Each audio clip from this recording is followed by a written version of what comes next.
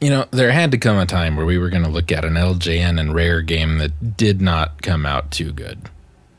And we're looking at it right now. Beetlejuice from Rare and LJN in 1991. Viewers, it's showtime. Starring me. Not me. Beetlejuice, the ghost with the most. How'd you like to help me scare those city folks out of your house and their wits? I'm not going to do a Beetlejuice voice, because I'm not, you know.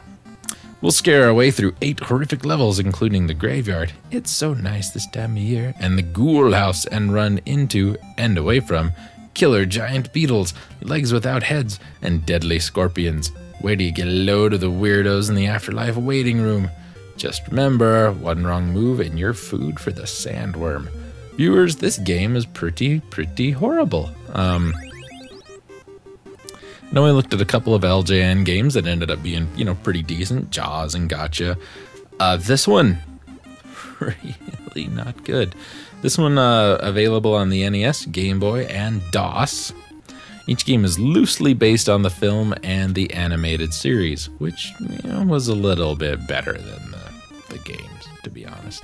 So in the NES game, we control Beetlejuice through various side-scrolling and overhead view levels in an effort to scare the yuppie Dietz family and their friends who have taken over the house. We stomp on cockroaches in order to gain points that you use to buy various scare tactics that we use to defeat various enemies and bosses. Although the initial levels of the game are based upon the film, with Beetlejuice venturing through the house to find and scare away Otho, the later levels are original and involve Beetlejuice fighting mythical creatures in such locations as a sewer system and the afterlife. There is not a lot of information about this game because, well, this game is really bad. The Game Boy version is more based on the animated series. We have to solve different puzzles to get a bunch of ghosts out of the house and rescue Lydia.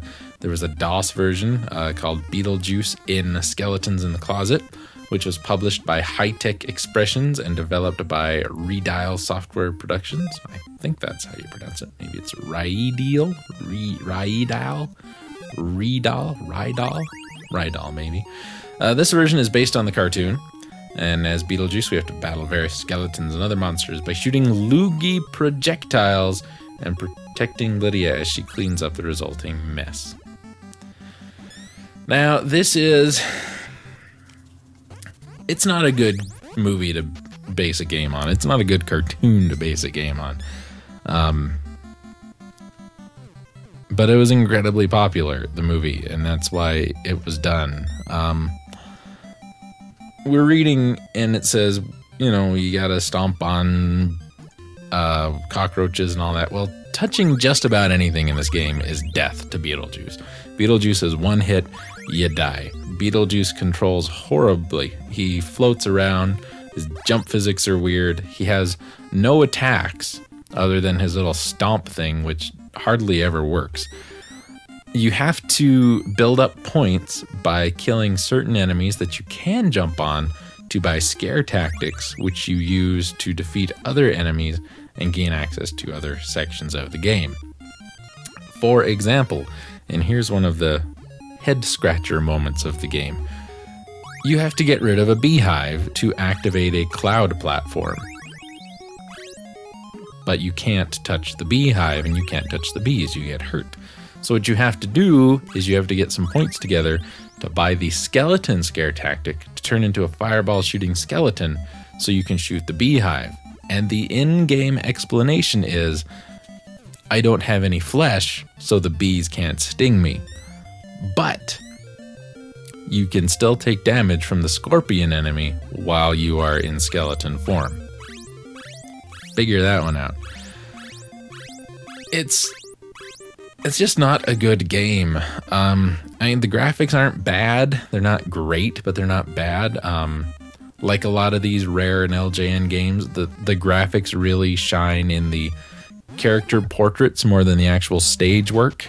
And some of the portraits are pretty good. You know, when you go into the store to buy the thing, you got the guy with the shrunken head. That's kind of neat, you know. His little cameo. The side-scrolling bits, not so much.